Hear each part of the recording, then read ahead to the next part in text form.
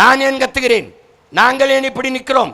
எங்களுக்கும் பின்னாடி வருகிற தலைமுறைக்கு இந்த கொடுமை, இந்த கேடுகட்ட ஆட்சி தொடரக்கூடாது, நீளக்கூடாது என்பதற்காகத்தான் நாங்கள் வந்திருப்பது. ஆள் மாற்றத்திற்கு, ஆட்சி மாற்றத்திற்கு அல்ல, ஆட்சி முறை மாற்றத்திற்கு,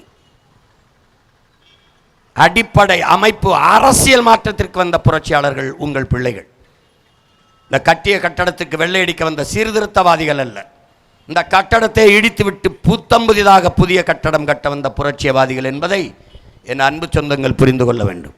படிக்க கல்வி இல்லை, குடிக்க தண்ணி இல்லை, பார்க்க வேலை இல்லை, படுத்து செய்து கொள்ள மருத்துவம் இல்லை, பயணிக்க பாதை இல்லை, உண்பதற்கு நல்ல நஞ்சில்லாத உணவில்லை, சுவாசிக்க காற்று இல்லை. என்ன வாழ்க்கை இது?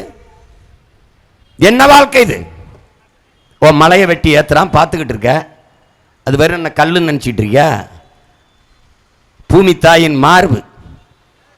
மழை இல்லைன்னா ஒரு நிலம் பாலைவனம் ஆகிருங்கிற அறிவியல் உயிரில் உண்மை தெரியாதவங்க கிட்ட பேசி என்ன பண்ணுறது? மழை இல்லைன்னா நாடு என்ன ஆகும்? அதை உன்னால் உருவாக்க முடியுமா? முதலமைச்சர் கையெழுத்து போட்டால் மழை வளர்ந்துருமா? கையெழுத்து போட்டால் மலையை வெட்டி எடுக்க முடியும், மலையை கட்டி எழுப்பிட முடியுமா? இதை அறிவு இருக்கிறவன்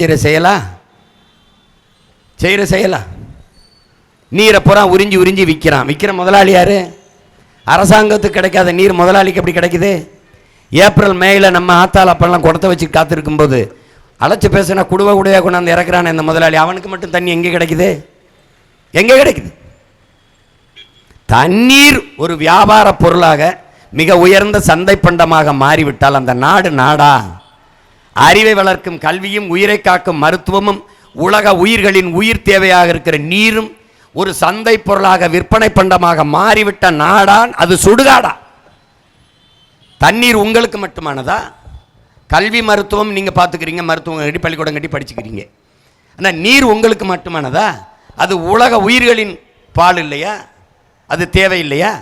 இப்போ நாம் இந்த கடையில் போய் ஒரு தண்ணியை வாங்கி குடிச்சிடுறோம், ஒரு போத்தலில் கொடுங்கன்னு குடிச்சிடுறோம்.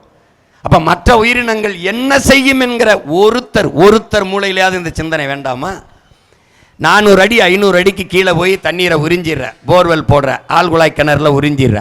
இந்த மரம் எப்படி 400 அடிக்கு வேற கிடப்போம்? சிந்திச்சிருக்கியா? என்னைக்காவது யோசிச்சிருக்கியா?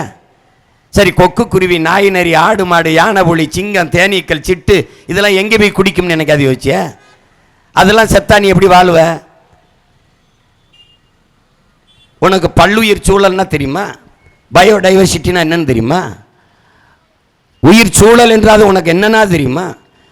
ஒன்றோடு ஒன்று இணைந்து பின்னப்பட்ட உயிரியல் தொடர்பு தான் இந்த உலகம். காக்க, குருவி செத்தா என்னன்னு, மலைகளில் காடுகளில் இதெல்லாம் வளர்த்தது நீனா, நம்ம பாட்டனா, நம்ம அப்பனா, தாத்தனா? அவ்வளவும் பறவைகள் நட்டது அந்த விதையை போகிறான். விதை தூவும் தூதுவர்கள் பறவைகள். அது சாப்பிட்டு அங்கங்கே போய் கழுவி போட்டு காடை உருவாக்குச்சு. நீரின்றி அமையாத உலகம்னா காடின்றி அமையாதில்லை நீர்.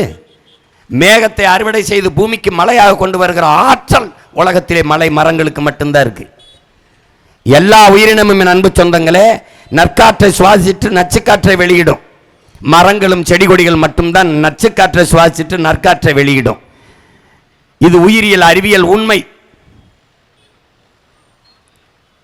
அப்படின்னா இந்த இயற்கையின் முரண் இல்லாத எந்த உயிரினும் வாழ முடியாது.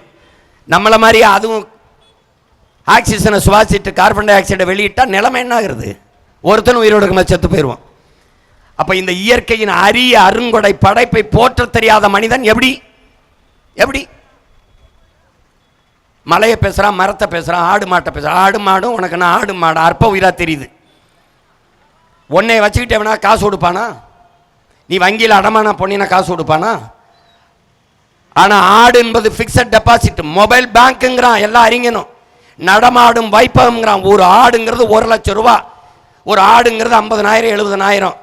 அப்போ ஒரு ஆடுங்கிறது 50,000 நீ நிலையான வைப்பு தொகையில் போட்டிருக்கிறாய், பிக்சட் டெபாசிட்டுங்கிறான். ஆடும் மாடும் நடமாடும் வங்கி மொபைல் பேங்க்குங்கிறான். நம் செல்வம் இல்லையா? என்ன உனக்கு தெரியுது? ஒரு கிலோ கறி 1000 ரூபாய்க்கு தாண்டி போயிடுச்சு. உனக்கு பால் குடிக்கிற பால் எங்கிருந்து வருதுன்னு என்னைக்காவது கேட்டிருக்கியா? ஒரு நாடு ஆவின் பால் விற்குது, பால் இருக்கு. எங்க? ஆனா பசு எங்க? பால்வளத்துறை அமைச்சர் இருக்காரு, பால் இருக்கு. வளம் எங்கே? கால்நடைத்துறைக்கு அமைச்சர் இருக்காரு, கால்நடை எங்கே? உனக்கு பால் எங்கிருந்து வருதுன்னு கேட்டிருக்கியா? நீ என்னைக்காவது கேட்டிருக்கியா? உனக்கு பால் ஆந்திராவில இருந்து வருது. ஏன் வருது? ஏன் வருது? அவனுக்கு நல்ல ஆத்தாளுக்கு அப்பன் இருந்த ஆள்றான், ஆடு மாடு வளர்க்குறான், உனக்கு கொடுக்குறான். நீ ஆடு மாடு வளர்க்குறது அசிங்கம், பால் குடிக்கிறது நல்ல பெருமை. எப்படி? இது ஒரு கேவலம் இல்லையா? இது ஒரு கேவலம் இல்லையா?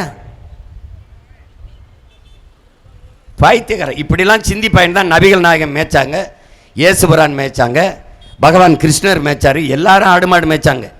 உனக்கு ஆடு மாடு மேய்க்க கஷ்டங்கிற, ஆனால் கறி திங்கிறது இனிக்குதுங்கிற, பால் குடிக்க இனிக்குது, நெய், தயிர், மோர், வெண்ணெய் எல்லாம் சாப்பிட வெண்ணெய்களுக்கு இனிக்கும். ஆடு மாடு வளர்க்குறது அவமானம்.